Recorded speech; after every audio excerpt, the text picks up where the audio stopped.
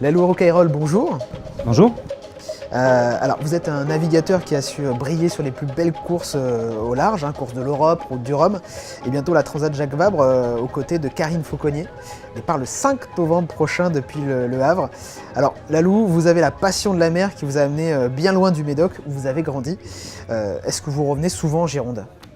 Je suis basé en Gironde. Vous restez toujours en Gironde ? Aujourd'hui, on est la seule écurie basée donc, sur le territoire aquitain, écurie de course au large, basée sur le territoire aquitain avec un bateau à La Rochelle et un bateau à Port-Médoc. Donc on est basé à Port-Médoc et notre écurie est, elle, située physiquement à Saint-Vivien-de-Médoc. Donc à chaque fois, vous partez, mais vous revenez toujours ici en fait finalement. En tous les cas, depuis quelques années, j'ai fait le choix donc, de revenir après mes aventures en Norma, notamment, qui étaient d'autres bateaux, et où j'étais en Bretagne. J'ai passé 12 ans en Bretagne parce que, effectivement, le centre du monde de la voile se trouve en Bretagne. J'ai décidé, quand j'ai créé donc, mon écurie de course, de revenir m'établir en Médoc, notamment, puisque c'est mon pays et que c'est de là d'où je suis. Et est-ce que c'est compliqué, justement, vous le disiez, le centre du monde de la navigation, c'est en Bretagne. Est-ce que c'est compliqué, justement, d'avoir un peu bougé les lignes et d'être venu ici ? Oui, ça reste compliqué en l'été, principalement par rapport donc, aux compétences. Aujourd'hui, sur le territoire aquitain, on manque vraiment de compétences donc, liées à la course au large, donc liées vraiment à cette catégorie donc, de course au large, donc de préparation des bateaux de course au large. Donc on a pris le parti aujourd'hui donc, de travailler avec des Bretons ou en tous les cas avec des gens donc, dans ce métier en Bretagne notamment, mais aussi donc, de former des jeunes, et notamment on a pris un premier jeune qui s'appelle Quentin Vlaminck, qui aujourd'hui va courir donc avec le Mini Transat, qui est le deuxième bateau de l'écurie, qui est basé donc à La Rochelle, qu'on forme depuis 2011 maintenant. On a engagé Quentin en 2011, donc d'abord en apprenti, et puis aujourd'hui donc il est comme skipper en tous les cas dans notre écurie. Et puis l'année dernière, on a repris un jeune toujours pareil dans le même cursus, donc lycée de la mer de Gujan-Mestras, et donc il est en formation. Donc c'est Raphaël Luttard, qui est un garçon qui a 21 ans aujourd'hui, et voilà, qu'on a titularisé cette année. Et donc on forme du coup un petit peu la main-d'œuvre à la fois en skipper et à la fois en préparateur. Et justement, le fait d'être devenu patron d'écurie, est-ce que ça fait, est-ce que vous passez plus de temps sur terre que sur la mer, ou est-ce que c'est toujours les mêmes rapports ? Non, j'ai la chance d'avoir donc une épouse qui me permet donc de me dégager de tout l'administratif. Donc en fait, moi je m'occupe essentiellement donc des bateaux, donc du côté technique, donc sur les bateaux, donc de naviguer évidemment, le côté technique, c'est-à-dire donc l'évolution sur les bateaux, et puis aussi donc des équipiers, ou en tous les cas des préparateurs, quoi. Donc ça, on a un peu séparé nos fonctions. Qu'est-ce qui vous plaît le plus dans la navigation ? Qu'est-ce qui vous fait vibrer après tant d'années ? Est-ce que à chaque fois que vous repartez en mer, c'est comme une petite première fois ?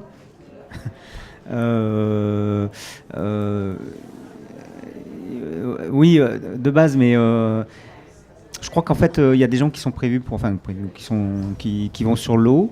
Il y en a d'autres qui vont sur la montagne, qui vont être à l'aise sur la montagne, d'autres dans l'air, d'autres sur terre. Moi, globalement, au bout d'un moment, si je sens pas l'élément mer autour de moi, et si je suis pas sur un bateau, je commence à devenir nerveux, je commence à devenir vraiment casse-pied pour mon entourage, et ça va pas, quoi. Donc du coup, voilà, c'est quelque chose qui effectivement fait partie de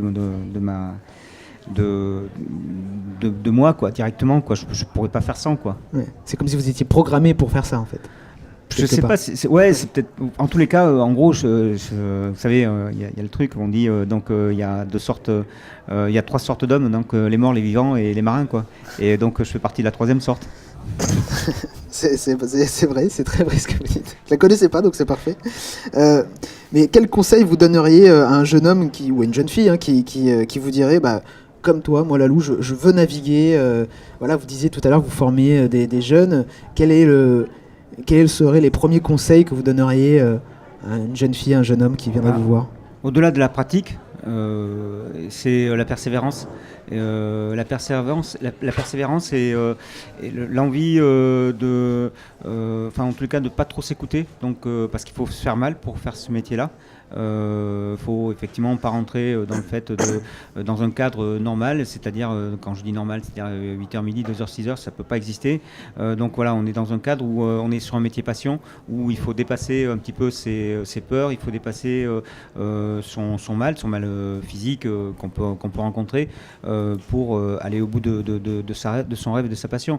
Donc je crois que c'est surtout la persévérance quoi, qu'il faut avoir pour pouvoir malgré les échecs continuer à naviguer de façon professionnelle. Et est-ce qu'on peut devenir navigateur à tout âge, ou est-ce qu'il faut tomber dedans quand on est petit ou... Alors, on parle de quoi? On parle de navigateur professionnel Évidemment, professionnel, c'est comme pour tous les sports, il faut avoir démarré jeune, etc. Mais est-ce qu'on peut devenir un bon navigateur sans être un professionnel à tout âge? Oui. Sans aucun problème. Je pense que vraiment la navigation et la pratique du nautisme ou de la voile, on peut le faire vraiment à tout âge, le découvrir à tout âge et devenir un bon navigateur même à 50 ou à 60 ans ou à 70 ans, sans aucun problème. Et la pratique peut se faire vraiment jusqu'à très très tard. Je connais des personnes qui ont aujourd'hui plus de 80 ans et qui continuent à naviguer et à prendre autant de plaisir sur l'eau. Mais on parle de navigation, donc de plaisir sur l'eau, donc c'est-à-dire d'avoir le plaisir de faire avancer un bateau à voile, donc de pouvoir régler ses voiles, d'avoir le plaisir d'avoir un bateau bien prêt, bien propre, bien préparé, parce que ça fait partie donc des choses avec lesquelles on peut se faire plaisir. Après effectivement, si on veut embrasser entre guillemets le métier de skipper ou de préparateur de course au large, globalement il vaut mieux commencer un peu tôt quoi. Donc nous sommes ici sur le salon La Grande Évasion, salon sur la littérature de voyage. Est-ce que vous avez envie, vous, d'écrire vos histoires, vos rencontres, vos voyages ? Là, tout de suite, en fait, je sais que je vais passer par cette étape-là. Ça me semble assez évident. J'ai un projet aujourd'hui, de faire un objet plus qu'un livre.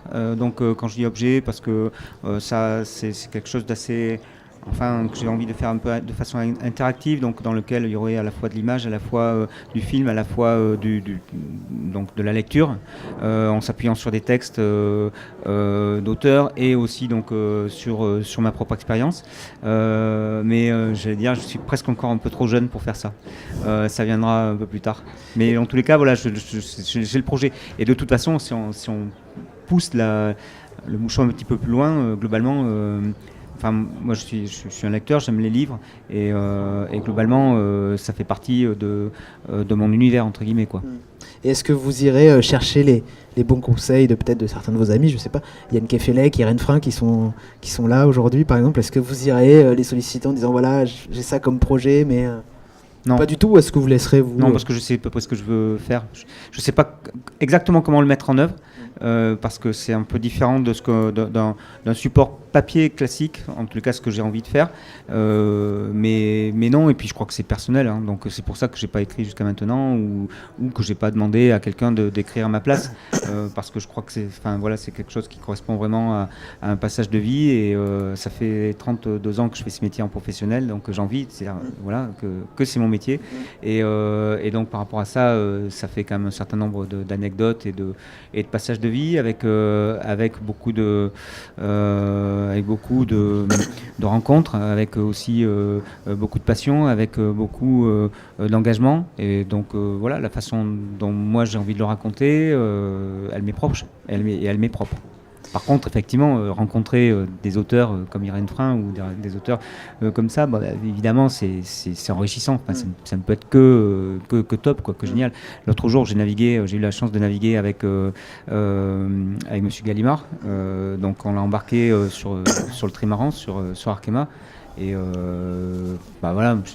j'étais comme un gamin quoi, parce que je sais dans l'édition ce que cette personne représente, et pour moi c'était génial quoi. En novembre, vous repartez pour la 9e fois sur la Transat Jacques Vabre.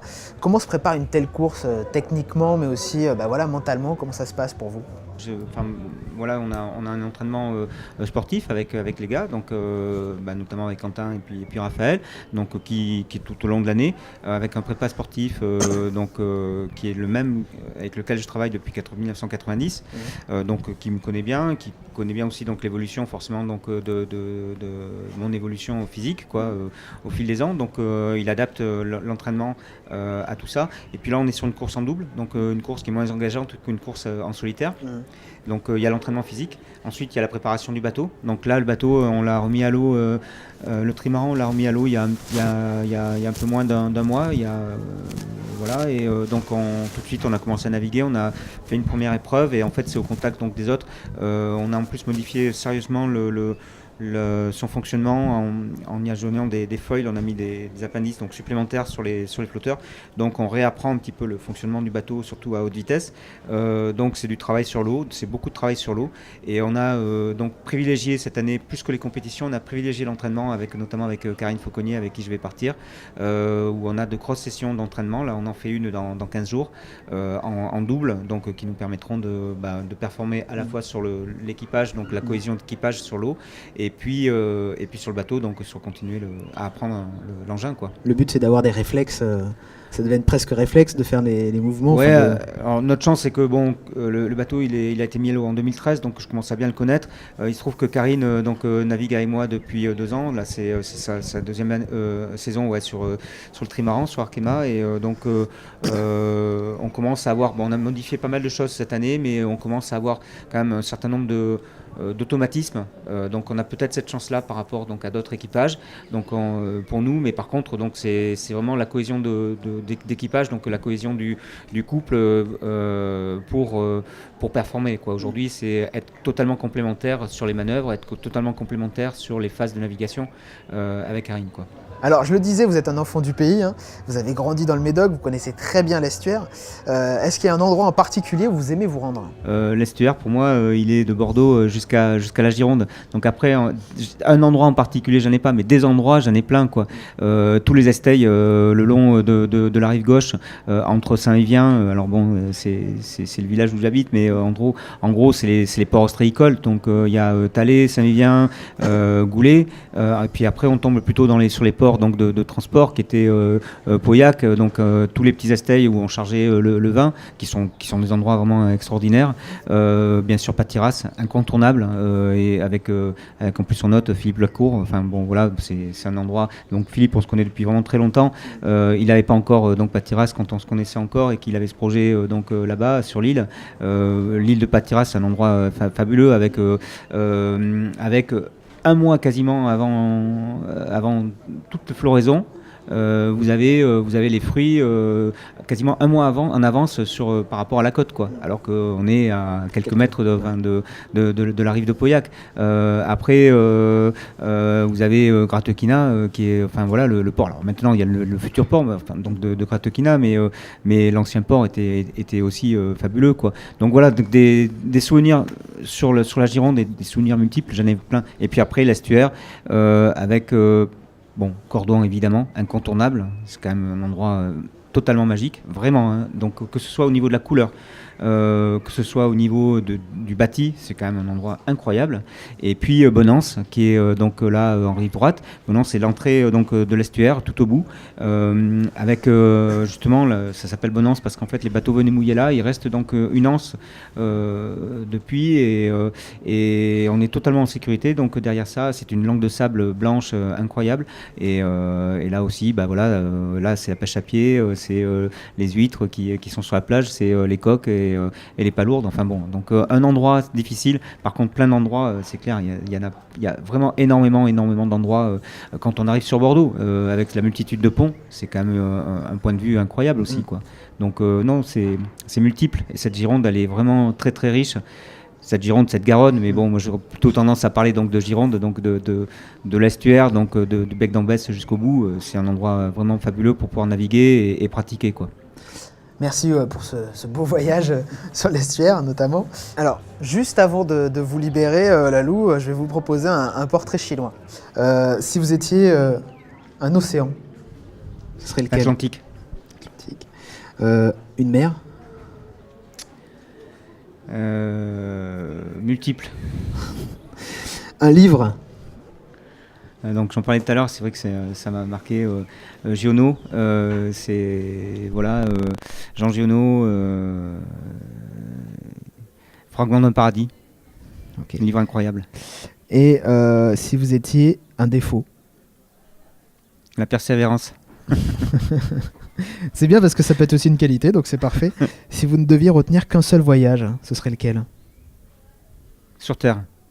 Sur Terre, de celui de la vie. En tous les cas, le voyage sur Terre, quoi, sur le fait d'être présent sur cette Terre, quoi. Ouais. C'est un voyage incroyable aussi. C'est vrai. Quel livre vous amèneriez pour un week-end?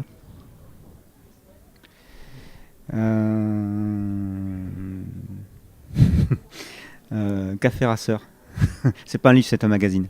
D'accord. Pour un week-end, c'est juste un magazine. Ça marche. Quelle chanson vous fait instantanément voyager?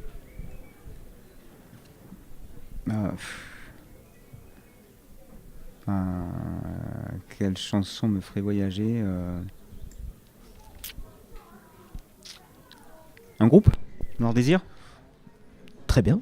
Une chanson peut-être en particulier de Noir Désir?